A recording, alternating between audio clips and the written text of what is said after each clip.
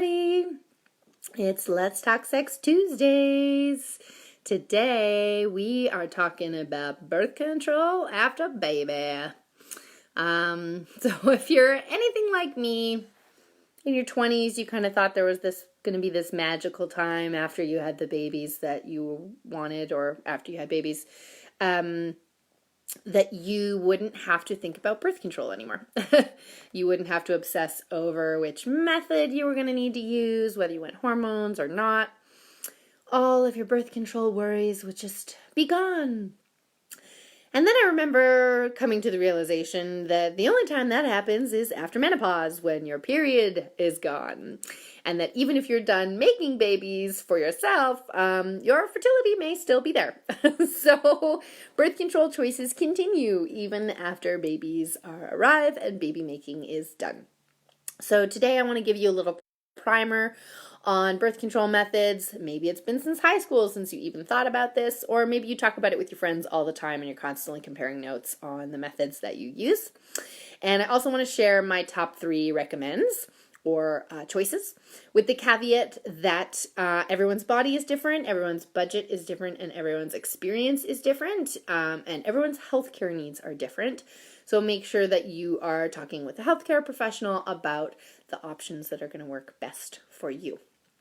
So, before we dive in, I want to talk about things to consider when choosing a birth control method. So, number 1, probably the most important, is to think about how effective the birth control method is. If you go to any Planned Parenthood website, they will give you all the statistics on failure rates and what is the most effective. Definitely something that you want to think about when you're choosing a method. The second one is, given your lifestyle and routine, how consistently can you use it? So, all methods are only effective when they're used consistently and accurately and correctly. So if you can't remember to take a pill every day, probably not a great idea to take the pill. If using a condom every time is troublesome for you, maybe condoms are not the best choice, right? So thinking about your lifestyle, your routine, and which method's going to weave its way most easily into your life. The other thing you want to think about are the side effects. Different options have different side effects. They might make your cramps better. They might make your cramps worse. They might have other side effects like improving your acne. They might affect your libido. They might affect your mental health and your mood. So understanding the full wealth of side effects is important. I highly recommend checking out The Fifth Vital Sign. I'm sorry, I forget the author's name right at the moment, but her Instagram and Facebook handle are Fertility Fridays. She has wonderful new science on the side effects of birth control, hormonal birth control, that I think are really important to know. It can totally affect your libido. It can totally affect your depression. It can totally affect even your pheromone response to who you're attracted to. And we tend to sort of gloss over these side effects because we just sort of recommend the pill from early stages on. And I think it's really important to do some new reading about this, because I'm even reading and learning about how extended pill usage or hormonal birth control usage can affect your fertility later in life and all kinds of other things. So knowing this stuff so that you have the full picture of what the side effects are is really important so that you can make an informed choice. Also important to know your health history and your suitability for different methods.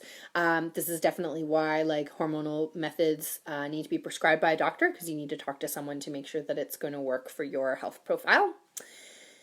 You also need to think about whether or not you're going to have any more babies. So for me, I'm doing family planning and condoms at the moment because we're not sure, and because we are okay if we have a baby that we're not necessarily planning for. So that's a level of risk level of that we're comfortable with. If you were totally done having babies, you might want to choose a different method, right?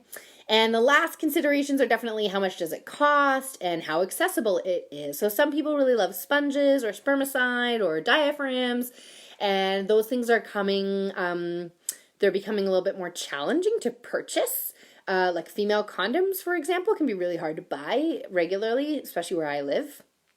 Male condoms are like free and handed out almost everywhere. So availability and accessibility are also really important things to consider when you're choosing a birth control method. You don't want to end up mid-month and stuck without the birth control that you need.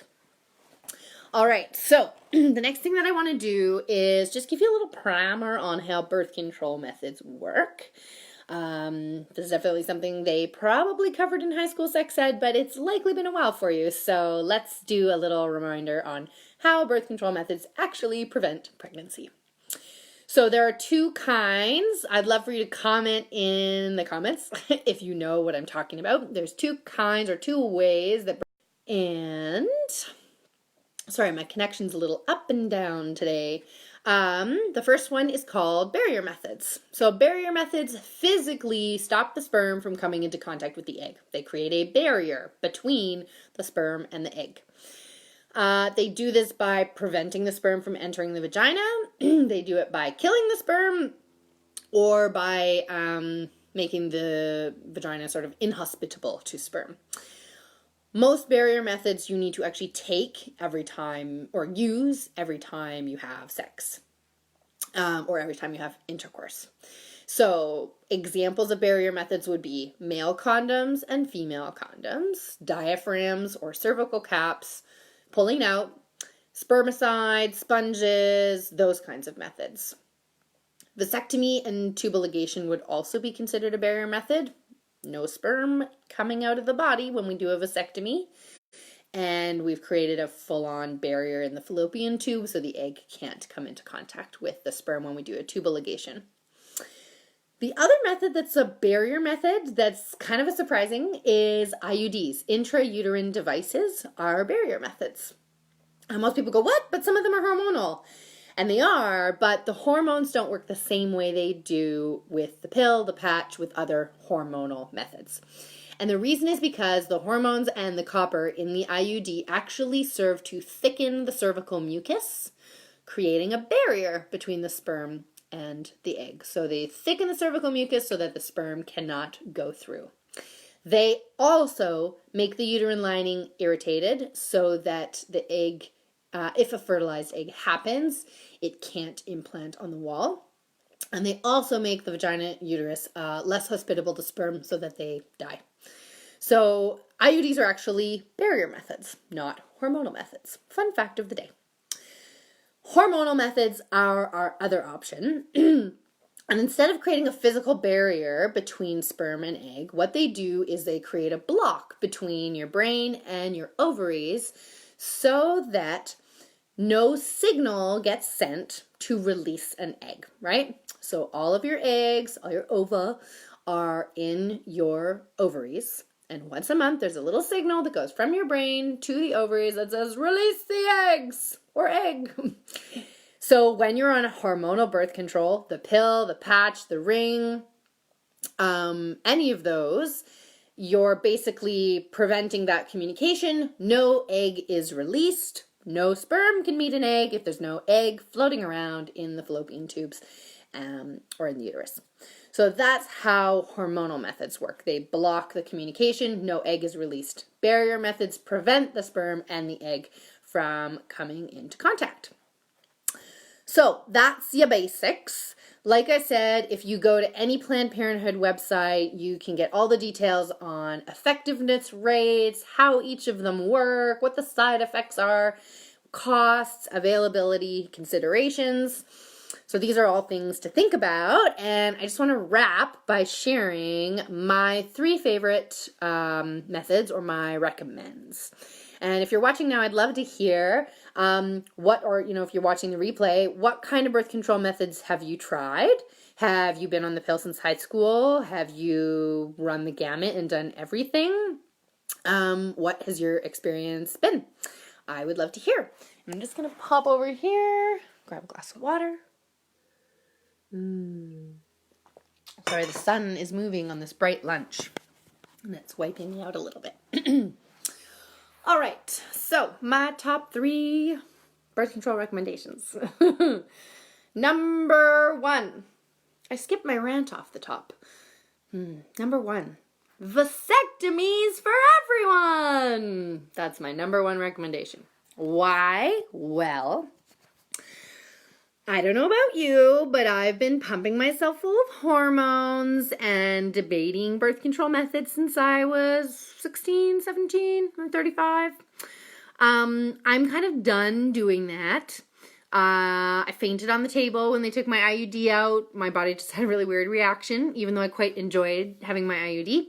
So I'm done doing that. I figure if I can do 15 years of that, then my partner can go do a very quick, very small 2-hour minimal, very not invasive surgery that he'll recover from easily in 2 to 3 days and never have to think about again.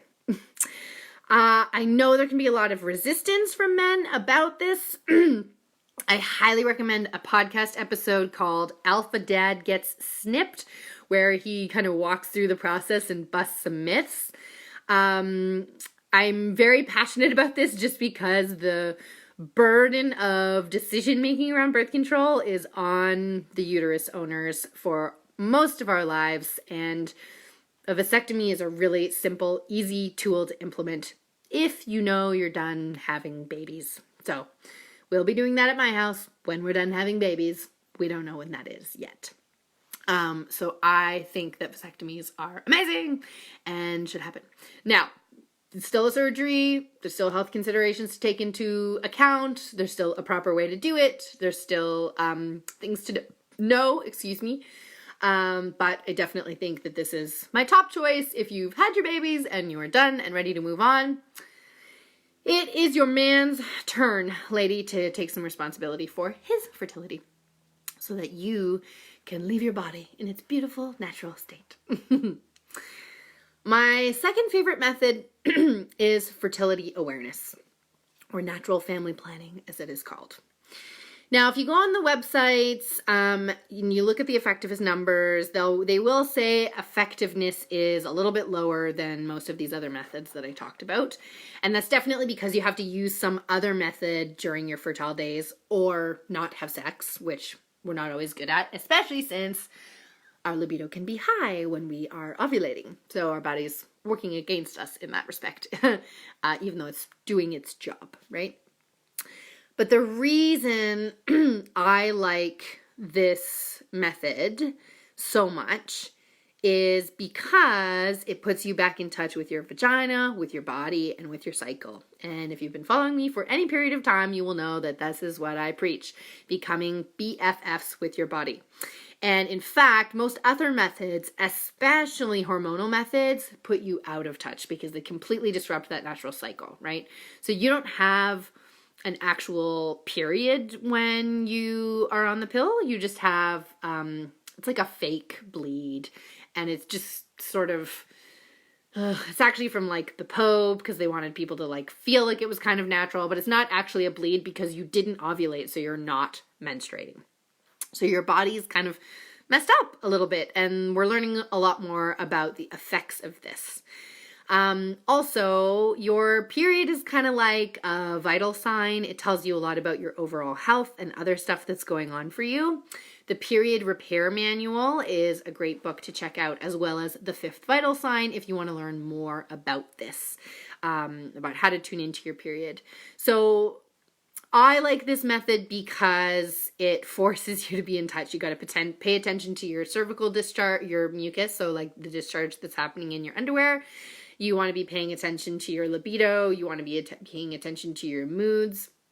And you want to be paying attention to your period and when it's happening and not being like, oh shit, I guess I have my period. But like, yes, I will be getting my period on this day and therefore I will be ovulating on this day. And these are my fertile windows. So it puts you in charge of your own body, which the empowerment and the like sovereignty that we get from that can unleash so much in our lives, I believe. And also there's a lot of talk about sort of living by your cycle, understanding that when you are bleeding, like it is a time of internal reflection. It is a time to be resting. And when you can kind of go with that flow and be aware of that flow, then you're not fighting against it. You're working with it. So this is why I am such a fan of natural family planning. And the beauty is that we have apps these days that are really good at helping us do that, right? So I use Clue. I'm on my third cycle since baby already. Like, I'm a day earlier than it predicted. And I can tell from my cervical mucus that my ovulation days are correct so far as well. So I'm really glad that I've been able to rely on this, and also that my period is pretty regular, which means that I'm able to track it reliably, and that should mean that like things are going well inside my body. So this is why I recommend natural family planning. And the last method, number 3, is the set it and forget it method, which is the IUD. And most healthcare educators are really recommending this tool these days. You put it in, you don't think about it for 3 years. Generally speaking, the side effects are minimal. You don't even know it's there. Your partner doesn't even know it's there if it's put in correctly. So this is the main thing. I had a copper IUD that came out. I don't think it was put in correctly, and I don't know that my body loved it. I had and then I had a hormonal IUD for 3 to 5 years. I can't remember exactly how long. That worked really well for me. The only bummer was I lost my period, which I was just kind of coming into wanting to be able to explore my cycle, and I lost it. So that was gone. But it was also pretty nice to not have my period for 5 years. I can't lie. So it's pretty awesome. You put it in, you pay for it once. There's no monthly recurrence. There's no changing patches or pills or anything like that. It's extremely effective. Definitely can help with period cramps and stuff like that if you're taking the hormonal option. And like I said, the hormones don't block your ovulation. The hormones thicken the cervical mucus, right? So they work differently. Those are my top 3 birth control recommends. I would love to hear in the comments how you're feeling about this. Which one is your favorite? Which one do you want to pursue? Or which one are you using that you love or have a love-hate relationship with? I feel like we all have a love-hate relationship with birth control. Share your recommends. And if anyone knows, I did hear news of a website online where people are like rating their birth control choices, kind of like, giving them Airbnb ratings or whatever. I couldn't find it, but if you know of it, definitely pop a link in the comments, because I think it's another interesting way to go about reading about people's experiences with different brands, and getting some info on that. So that is my rant on birth control. I hope you learned one new thing today about birth control, or were reminded of something. Definitely check out the blog on Wednesday. I've got all the details there as well. And as always, hit me up in the DM, send me a comment, ask me questions. I'm here for you. Have a lovely, lovely Tuesday, and we'll see you next week. Bye.